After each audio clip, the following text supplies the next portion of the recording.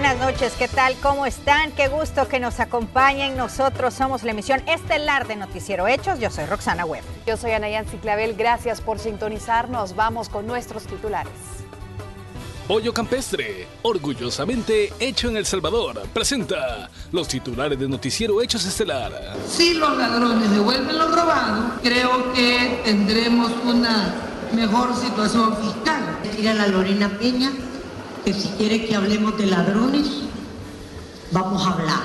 Gobierno logra la reorientación de 28 millones de dólares para completar el pago de las pensiones de julio.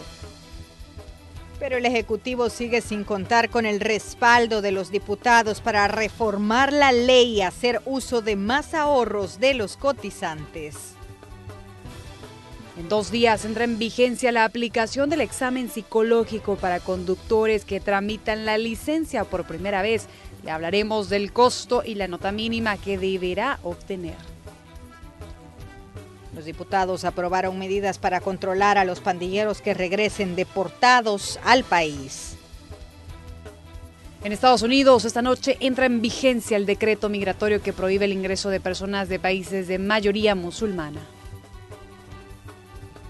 Saludamos a nuestros compañeros que se encuentran desplegados en diversos puntos. Ingmar Batres nos informa desde la Asamblea Legislativa y Kelly Ábrego desde la Asociación Salvadoreña de Industriales sobre la entrega de un reconocimiento a uno de nuestros compañeros de RSM. Eso lo vamos a tener más adelante. Vamos ahora de inmediato con nuestro compañero Ingmar Batres hasta la Asamblea Legislativa, donde ha sido aprobada una reorientación de fondos. Ingmar, cuéntanos. Buenas noches. Muy buenas noches. La sesión plenaria correspondiente a esta semana ya ha finalizado y es que diferentes temas se trataron acá, pero uno que acaparó la atención, por lo menos en la jornada de la tarde, fue la reorientación que se hizo de la Administración Nacional de Acueductos y Alcantarillados. Anda por un monto de más de 28 millones de dólares. ¿Para dónde va a ir ese dinero? Pues para el Ministerio de Hacienda, que lo va a utilizar para pagar los intereses de los certificados de inversión previsional que se emiten desde el Fondo de Obligaciones Previsionales. Así que esto fue aprobado por diputados con 53 votos. Este consenso se logró luego que la Comisión de Hacienda y Especial del Presupuesto se reuniera durante la plenaria para llegar precisamente a un acuerdo. Sin embargo, pese a los acuerdos entre las dos fracciones mayoritarias, las acusaciones mutuas no escaparon al momento de discutir ya el dictamen que se había aprobado. Escuchemos a continuación tanto a la diputada Lorena Peña y también a la diputada Carmen Elena de Escalón. Tengo una gran esperanza de que esto puede mejorar si le aplican la extinción de dominio a los 177 ladrones que denunció Salvador Arias. Ahí hay una cantidad de plata que le han robado al Estado varios, que si regresara sería bien propio para esto en vez de andar, como muy bien dijo la diputada Escalón, creando mecanismos. Si los ladrones devuelven lo robado, que son varios cientos de miles, varios cientos de millones, creo que tendremos una mejor situación fiscal. Voy a decir a la Lorena Peña que si quiere que hablemos de ladrones, vamos a hablar. Todos los ladrones que se robaron el dinero de los secuestros, se los voy a nombrar. Nosotros le estamos dando el aval porque de esos 28 millones, 14 millones se van para completar los 47 millones que se necesitan para pagar la deuda con los trabajadores y para pagar 14 millones para el INFA. No podemos seguir viendo a un canciller apoyando a un dictador. Eso es romper la institucionalidad del país. Bueno, así de fuertes estuvieron las discusiones acá, así que reiteramos, ya se aprobaron los 28 millones para complementar los 33 que se habían aprobado días atrás y superar el impago que se vencería el 8 de julio. Ahora el gobierno tiene, y los diputados también tienen la tarea de ponerse de acuerdo para reformar el sistema de pensiones, o en todo caso, en octubre se estarían pagando nuevamente 82 millones de dólares del FOP.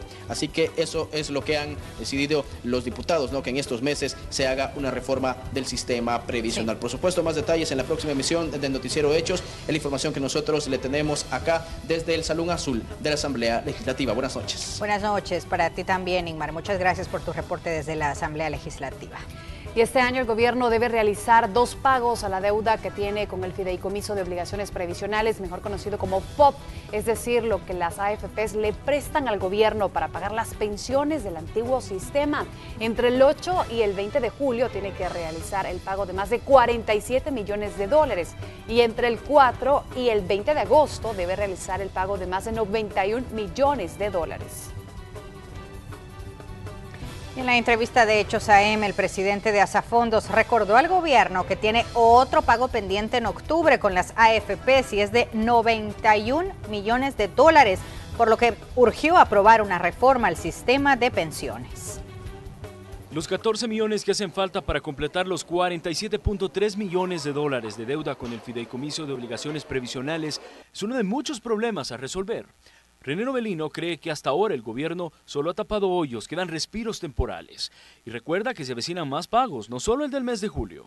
Falta otra cuota trimestral de capital de intereses que empieza a vencer el 4 de octubre de este año y que asciende a más de 91 millones de dólares. Casi el doble de la que se tiene que cubrir ahorita. En ese sentido, nuevamente, se abre un espacio nuevamente de 3 meses.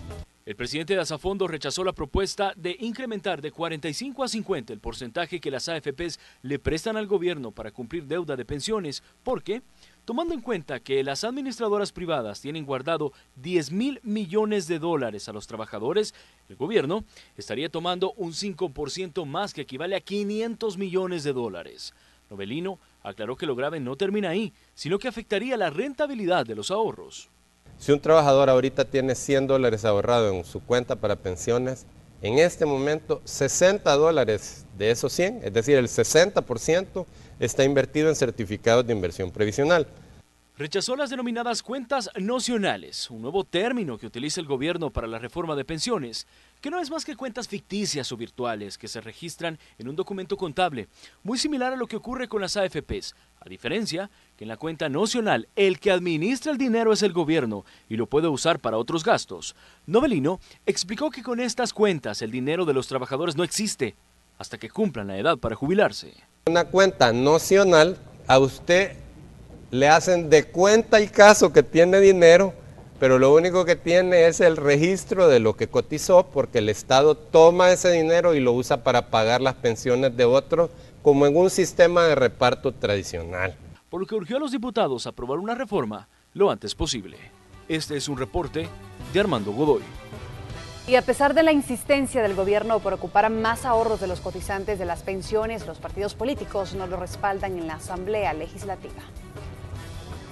El gobierno se ha quedado sin respaldo para modificar la ley de fideicomisos de obligaciones previsionales, FOP, para poder ocupar más ahorros de los cotizantes de las pensiones y pagar sus obligaciones. El Ejecutivo plantea pasar de un 45 a un 50% en el uso de los ahorros de los cotizantes, con lo que podría hacerse con más de 500 millones de dólares. La idea no es del agrado de los partidos que generalmente respaldan sus iniciativas, se hacen de oídos sordos. Cualquier situación que vaya orientada a modificar ese decreto es una mala señal también hacia afuera. No podemos tampoco estar haciendo locuras. El punto de fondo es que tenemos que apresurar la reforma integral en materia de pensiones. Y todo está decantando en dirección a que sea la propuesta de ICP, que es la única que ha quedado viva. El gobierno busca ocupar este dinero porque en julio una de las AFP llega al techo del 45%, es decir, no podrá seguir ocupando los ahorros. La situación se agrava debido a que en octubre necesitan 91 millones de dólares más para evitar nuevamente el impago. Para entonces, otra de las esperanzas es que ya se haya realizado la reforma de pensiones que se analiza en la Comisión de Hacienda. Si no hay identificada la fuente, entonces el riesgo del impago se vuelve más crítico, más cuando estamos hablando de la finalización del año. Pero para la oposición política, los problemas fiscales se deben a la mala administración. El gobierno está atravesando por una crisis fiscal y financiera debido al mal manejo de los recursos que han hecho durante 8 años. Y ese mal manejo lo quieren resolver tomando el fondo de ahorro de los pensionados. A eso es a que nosotros nos oponemos. Para esta reforma se requieren 43 votos, pero tal como lo han manifestado los partidos políticos, las cartas no le favorecen al Ejecutivo. Con imágenes de Ricardo Tobar, informó Raúl Hernández. Ahora vamos a hablar de otro tema que también le interesa. Si usted está pensando sacar su licencia de conducir por primera vez, y es que a partir de la próxima semana deberá hacer un examen psicológico para obtenerla. Es a partir del 1 de julio que el Viceministerio de Transporte realizará un examen psicológico a los aspirantes a obtener su licencia de conducir por primera vez. Eso sí, aclaran que no será una prueba clínica, sino una evaluación, donde se conocerán aptitudes y comportamientos que se tiene al momento de conducir. En el tráfico, es decir, en el medio, en el entorno de tráfico. Y además, la prueba de aquí a octubre ya no es la misma, porque aquí en nuestro medio el problema es de la agresividad al volante. Con el nuevo requisito para obtener la licencia, las personas deberán acudir al Viceministerio de Transporte a cancelar $5.65 para programar una cita en la oficina donde se realizará la prueba. Presentando la factura de pago de solicitud, el DUI y el NIT en copia y en original. Luego de esto se realiza el examen de acuerdo a la cita programada, presentando factura, DUI y NIT nuevamente. Esto implica que a partir de esto se puede continuar con el trámite que ordinariamente se venía ejecutando para poder obtener la licencia de conducir. Por ahora las autoridades dicen que el examen podrá realizarse nuevamente un mes después si no lo pasa. Es requisito para conductores de vehículos particulares y motocicletas, mientras que los conductores del transporte público y de carga se sumarán paulatinamente. La vigencia de esto, si bien es cierto, el examen ya está aprobado, pero el mismo se empieza a ejecutar a partir del 1. Eso implica que las personas que iniciaron su trámite antes de esa fecha podrán continuarlo obviando por esta vez el examen psicológico. Buscan reducir los percances viales, medida con la que algunos dicen estar de acuerdo. A los motociclistas no lo respetan, es necesario que lo saquen porque mayormente no tenemos validez según ellos. Así determina a ver si es talentado o no es talentado el que va a andar en carro. Porque a veces la gente por media cosa se alebresta. Ya está bien, digo yo, que está bien. Evitaríamos bastante. La verdad que es necesario que sea. Diariamente el Viceministerio realiza entre 275 y 325 evaluaciones de aspirantes a obtener su licencia por primera vez. Del total, el 11% la reprueba. Con imágenes de Enrique López, informó Azucena Sandoval. Y en 5 pasos se resume el trámite que usted deberá realizar para obtener su licencia de conducir. Número 1, haber realizado un curso de manejo. Número 2, aprobar el examen psicológico. 3, aprobar los exámenes visual, teórico y práctico. Número 4, aprobar la evaluación teórica en el Viceministerio de Transporte. Y como último paso, acercarse a Sertrasen para realizar la emisión de su licencia de conducir. En lo que va del año, el Viceministerio de Transporte ha emitido 1.187.561 licencias de conducir. 123.120 licencias para motociclistas, de estas 125 a menores de 18 años. Licencias juveniles son 678 para mujeres y 2.372 para hombres.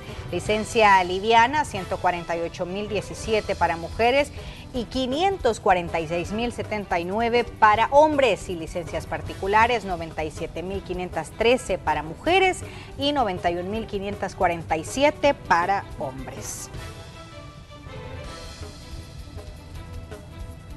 Las licencias pesadas, 595 para mujeres y 134.816 para hombres.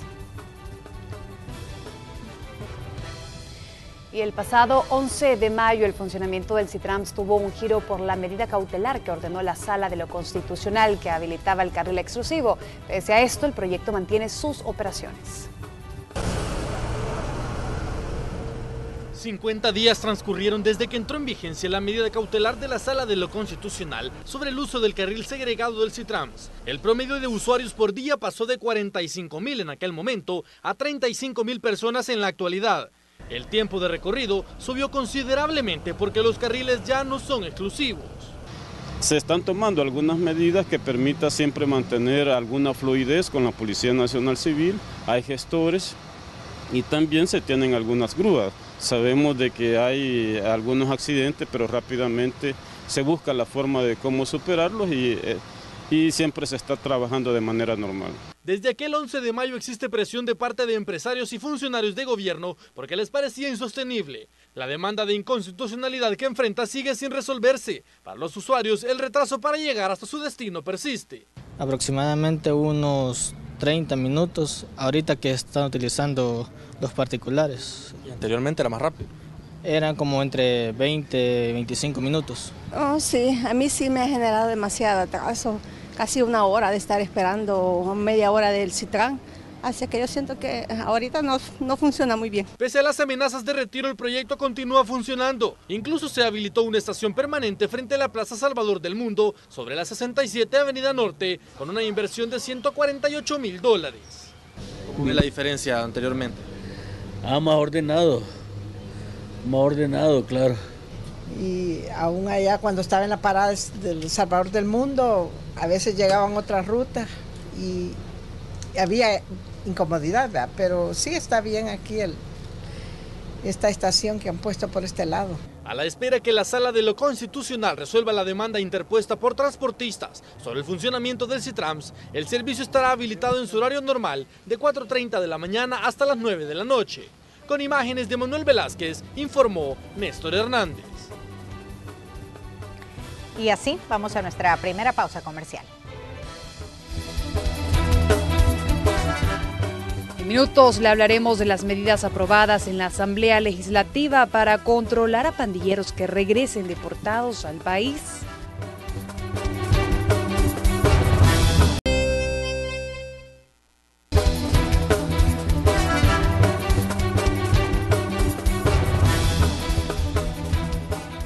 Cuatro elementos de la 6ª Brigada de Infantería de la Fuerza Armada ya fueron liberados luego que esta mañana fueran privados de libertad por pandilleros en el centro de la ciudad de Usulután cuando estaban de licencia. 2 de los elementos militares, entre ellos una mujer, lograron escapar y alertaron a las autoridades que desplegaron un operativo de búsqueda. El Ministerio de la Defensa destaca el alto nivel de adiestramiento militar que permitió que los elementos escaparan. Jairo Manuel Serrano López, alias Bestia, y miembro de pandillas, fue detenido por las autoridades. Se le vincula con la privación de libertad y homicidio de un agente policial en el municipio de Apopa. El hecho fue cometido en el año 2015 sobre la carretera de Oro. Al menos 9 sujetos más habrían participado y son prófugos de la justicia. Este homicidio se dio en el sector de la carretera panamericana este-oeste a la altura del segundo redondel. Hay una previa privación de libertad de la víctima y posteriormente lo trasladan a una distancia de como de 1,5 kilómetros de donde es privado y posteriormente lo asesinan. La detención se realizó en un centro comercial del sector de Apopa. La persona es miembro de una estructura de pandilla del sector de Apopa. Al menos 45 personas fueron detenidas en las últimas horas en diferentes colonias del municipio de Cuscatancingo. 31 capturados fueron presentados en la delegación de mexicanos por los delitos de organizaciones terroristas, feminicidio, homicidio, extorsión y privación de libertad. 31 detenciones, una privación de libertad de un menor y se han realizado 13 intimaciones por diferentes delitos, entre ellos 27 que se han hecho por pertenecer a organizaciones terroristas. Dentro de estos van 13 imputados ahí que se les atribuyen delitos de feminicidio y homicidio agravado. Un menor privado de libertad por violación en menor o incapaz y también tenemos 2 detenciones por extorsión más otras 3 intimaciones por el delito de extorsión. En este caso, Y en la Asamblea Legislativa aprobaron medidas para controlar a los pandilleros que sean deportados al país. Sin embargo, estos continuarán en libertad. Lo primero que deberá hacer una persona clasificada como pandillero y que es retornada a El Salvador será llenar un registro que permita su fácil localización. Además tendrá otras prohibiciones para evitar que promueva el accionar de grupos delincuenciales. En lo que va del año, al menos 500 pandilleros han sido deportados, principalmente desde Estados Unidos, de acuerdo a registros oficiales. Identificar al individuo, dónde vive, que tiene que estarse presentando durante un periodo como de prueba, a ver si esa persona viene con intenciones nuevamente de integrarse a grupos delictivos o de rehacer su vida. Se aplicarán otras acciones, como el trabajo comunitario y terminar la escolaridad, si así lo estiman conveniente las autoridades judiciales que estarán vigilantes. También se aclaró que las medidas aplicarán únicamente a miembros de pandillas y no así a personas que son deportadas solamente por permanecer de manera ilegal en otro país como Estados Unidos, por ejemplo.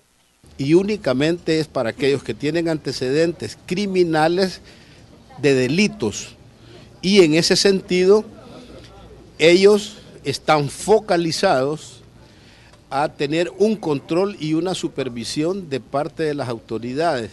Pero ¿por qué los diputados no pueden enviar a prisión a los pandilleros deportados? Aseguran tener las manos atadas y que las leyes vigentes no se lo permiten, a pesar que fueron catalogados como grupos terroristas por la Corte Suprema de Justicia.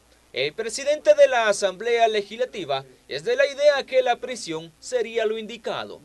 El hecho de recibir criminales y dejarlos en libertad es un riesgo para la población. Sin embargo, nuestra propuesta y nuestra insistencia en la comisión no tuvo el apoyo. Estas disposiciones fueron aprobadas con 65 votos de los diputados y que fueron tomadas en cuenta después del anuncio de deportaciones masivas del gobierno de los Estados Unidos. Con imágenes de Ricardo Tobar, informó Raúl Hernández. Y el diputado del FMLN, Roger Blandino Nerio, arremetió en contra del congresista de los Estados Unidos, Marco Rubio, al insistir en una investigación en contra del dirigente del partido de izquierda, José Luis Merino. Según el parlamentario, los señalamientos carecen de pruebas y aparecen en cada ocasión en que se aproximan las elecciones, mejor dicho. Tontera multiplicada a la enésima potencia. Es un absurdo. Si tiene pruebas, ¿por qué no lo procesa? Es una ofensa al país, no a José Luis Merino, es una ofensa al país. No se da cuenta. Y cuestionar la postura de El Salvador respecto a Venezuela. Si es que somos un Estado soberano, no somos achichincle de nadie. Y si hay alguien que se sienta molesto en El Salvador porque tiene vocación de lacayo, ese es su problema. Y en otro tema, un accidente de tránsito se registró sobre la avenida Chiltiupán, en el lugar conocido como La Curva, en Ciudad Merliot. El percance dejó como resultado a los 3 ocupantes del vehículo con lesiones de gravedad. Para el rescate de uno de ellos fue necesario ocupar equipo hidráulico. La combinación del alcohol y la excesiva velocidad, al parecer, fueron las causas del accidente. Y sobre el Boulevard Venezuela, esto a la altura del barrio Lourdes, se registró un triple accidente de tránsito. Según algunos testigos, el responsable del percance fue el conductor del vehículo tipo pick-up, quien no se percató que en el carril en el que se conducía un camión recolector de basura se encontraba estacionado e intentó esquivarlo de manera brusca. El hecho solo dejó pérdidas materiales y provocó un fuerte congestionamiento vehicular. Y al borde del colapso están al menos 6 viviendas de la urbanización El Estadio 2 de San Salvador. Piden ayuda para solventar su crítica situación. Cuando llueve, usted mire, si yo, Dios mío, que ya esto, porque pase, que llueve en todo El Salvador menos aquí, porque la creciente se sube exageradamente. Es la quebrada La Mascota la que no los deja dormir. Cada invierno mira y reduce el terreno de sus viviendas. Son 7 familias de la urbanización El Estadio 2 de San Salvador, quienes anochecen y amanecen en zozobra. Sus casas están al borde del colapso sin que ellos puedan hacer nada. Pero para nosotros el invierno pues es algo preocupante, igual que nos quita bastante el sueño. No, pues porque tenemos que estar vigilantes, ¿verdad? Y a veces nos turnamos cuando hay demasiado temporal o tormentas demasiado fuertes, nos tenemos que turnar para que pues cada quien descanse su poquito. Desde hace al menos 7 años, estas personas observan cómo poco a poco sus casas van desapareciendo. Algunos, ante el miedo, ya abandonaron la zona.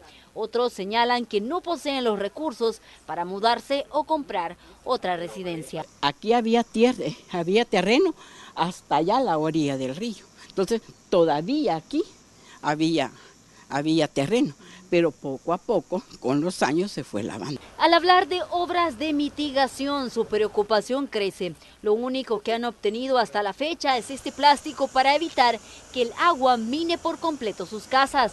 Se necesitan al menos $800.000 para construir un muro de contención. El gobierno tiene que ayudarme, pero mi preocupación es ¿hasta cuándo?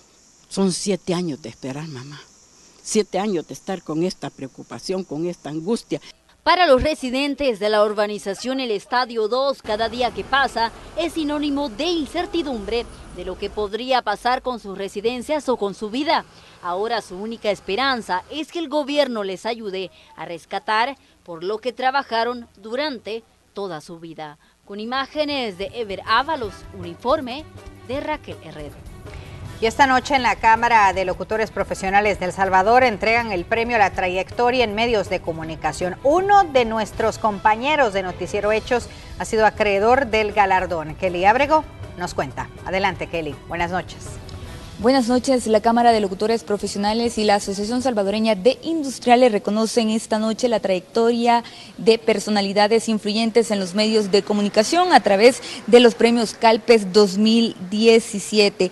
Fueron elegidos varias personas a través de una investigación de campo realizada durante varios meses. En esta oportunidad, nuestra compañera Célida Magaña de la Red Salvadoreña de Medios es una de las galardonadas. Ella es presentadora de Noticiero Hechos AM y conductora del programa de 9 a 12 de Radio Sonora y cuenta con una trayectoria de 13 años de experiencia. Es así como la Asociación Salvadoreña de Industriales y la Cámara de Locutores Profesionales están realizando un reconocimiento a estos profesionales en los medios de comunicación. Parte de la información que tenemos a esta hora. Buenas noches.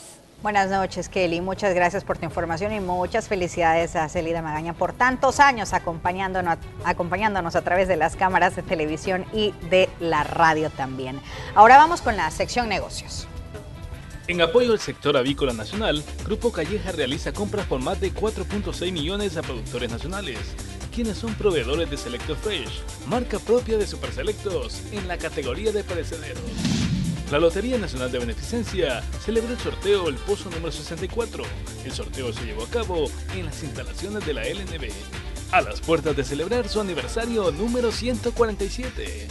Pollo Campero presentó una nueva campaña en la que resalta el sabor de sus productos y otros aspectos que lo caracterizan. La cadena de restaurantes tiene 45 años de operar en el país y se ha convertido en un referente de su sabor inigualable. En minutos le diremos qué contempla la nueva ley de salud mental aprobada en la Asamblea Legislativa.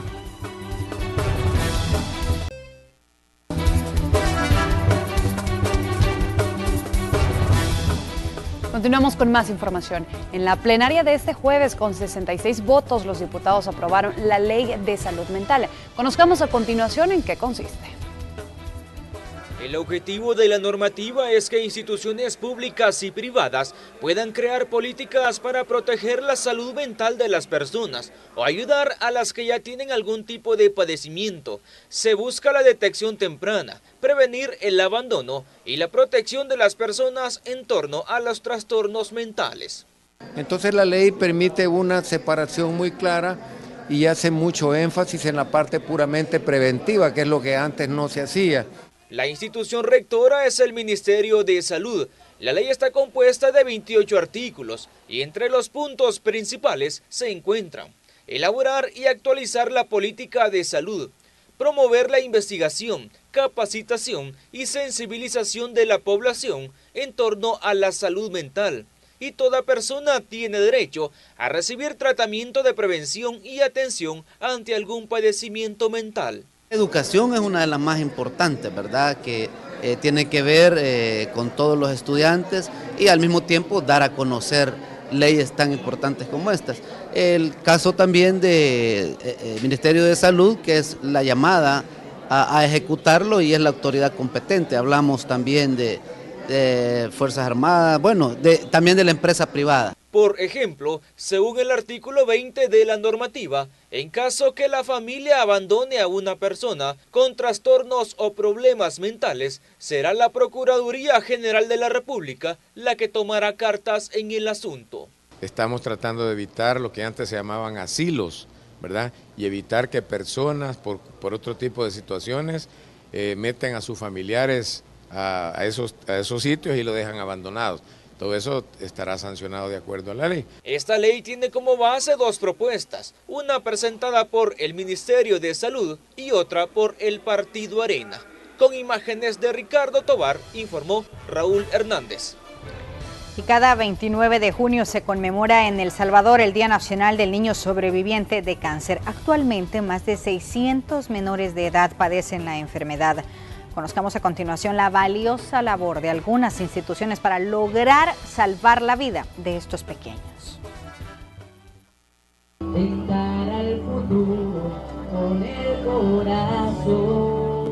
Él es Andrés Escobar.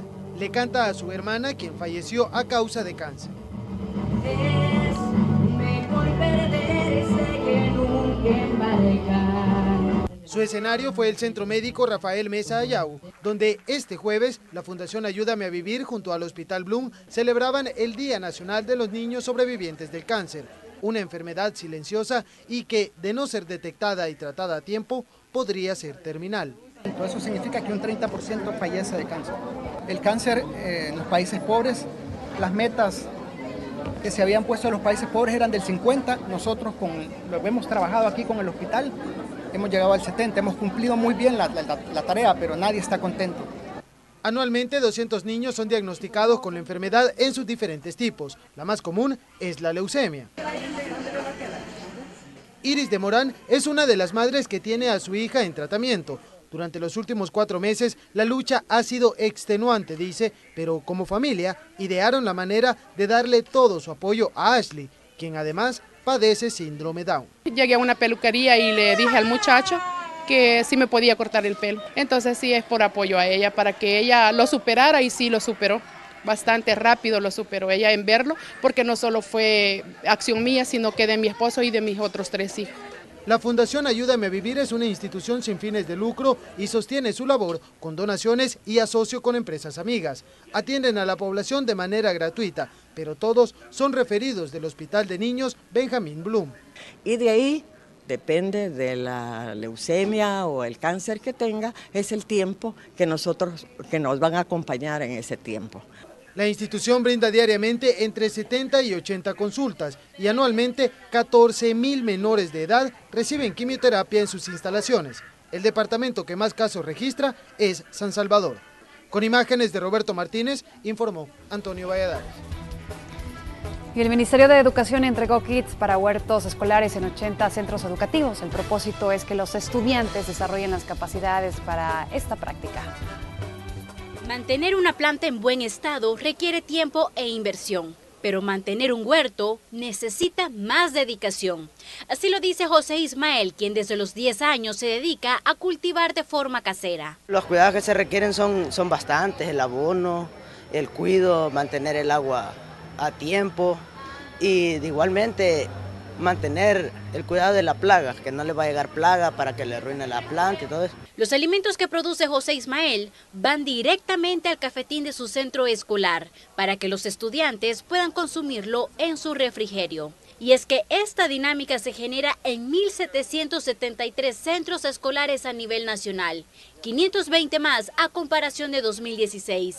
El beneficio se extiende a más de 320.000 estudiantes. Con estos alimentos les pedimos a los directores y directoras que sean un refuerzo adicional al programa de alimentación escolar. Es probable que en algunos centros escolares el excedente lo puedan comercializar para poder así hacer llegar otros ingresos a su institución. Los beneficios son muchos, dice la directora del Centro Educativo El Sauce, Silvia Ramos, porque les da la oportunidad a los jóvenes de innovar en sus productos y contribuir al medio ambiente. Los niños han aprendido mucho, ¿verdad? Técnicas de siembra, técnicas de cuidado, y eso pues lo aplican y lo van a aplicar siempre porque es un conocimiento que no se les va a olvidar. Ayuda en las escuelas para los alimentos y todo eso. De esta producción se pueden derivar varios alimentos y bebidas, como la limonada con whisky. De muchas formas, también como por ejemplo en vez de mango picado o rallado se puede comer el whisky, ¿verdad? Tenemos la limonada de chaya también, que es una hoja comestible con alto valor nutritivo. Con la producción de alimentos en los centros educativos se contribuirá a la alimentación balanceada y que los menores desarrollen capacidades encaminadas al emprendedurismo. Con imágenes de Juan Castellanos, este es un informe de Marcela Rivera. Y el Instituto Canción El Salvador y Música Viva suman esfuerzos para realizar un congreso dirigido a jóvenes, denominado Adoradores Ahora a Otro Nivel, evento del cual la Red Salvadoreña de Medios es patrocinador. En el congreso será presidido por los artistas internacionales Talles Roberto desde Brasil y Koalo Zamorano de Houston, Texas. El evento se llevará a cabo este viernes a la 1 de la tarde y tendrá un costo de $20. El objetivo principal de este congreso es que los jóvenes mejoren su comunión con Dios. Porque nuestra juventud en El Salvador necesita espacios como este, no tanto de entretenimiento, porque queremos aclarar que necesitamos nosotros espacios donde podamos visualizar personas, ¿verdad?, que puedan orientarnos acerca de cómo encontrarnos con una relación íntima, ¿verdad?, con Dios. Y probablemente alguien puede preguntarse, ¿verdad?, ¿por qué una capacitación? ¿Por qué concierto? ¿Por qué hacer uno más?, ¿verdad? Y en realidad no se trata de uno más, se trata de un evento en el cual podamos adorar a nuestro Dios. Y en Economía al Costo, Crisia Recinos nos habla del crecimiento que ha tenido Facebook desde su creación. El último año, los ingresos de esta red social tuvieron un repunte de más del 70%.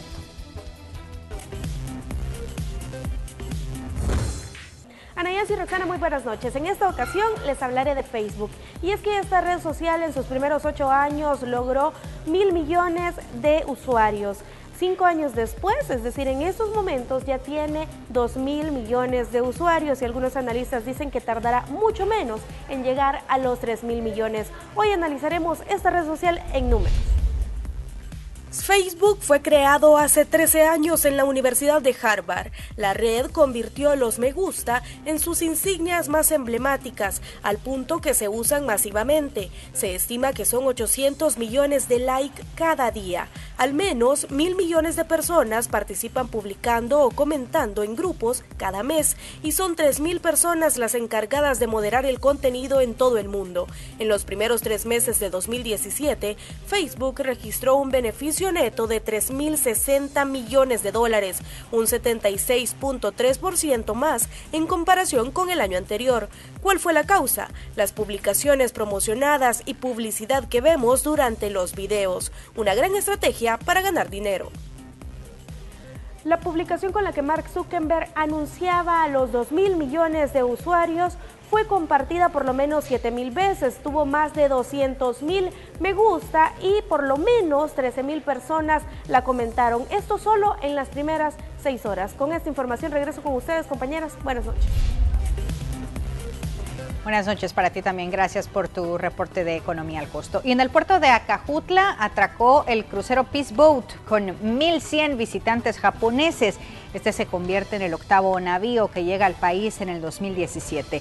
Los cruceristas forman parte del sistema de voluntariado en Japón que involucra a cientos de personas al año en las actividades de esta organización no gubernamental, quienes trabajan para promover la paz. Quienes viajan en el Peace Boat son sobrevivientes de los ataques nucleares contra Hiroshima y Nagasaki. Protestas en Venezuela dejan más fallecidos. En minutos le contamos. Para finalizar, queremos mostrarles este video. Parece que el perro que protagoniza este curioso video acaba de entender que los filetes tienen algo que ver con las vacas, aunque aún no sabe bien cómo conseguirlos.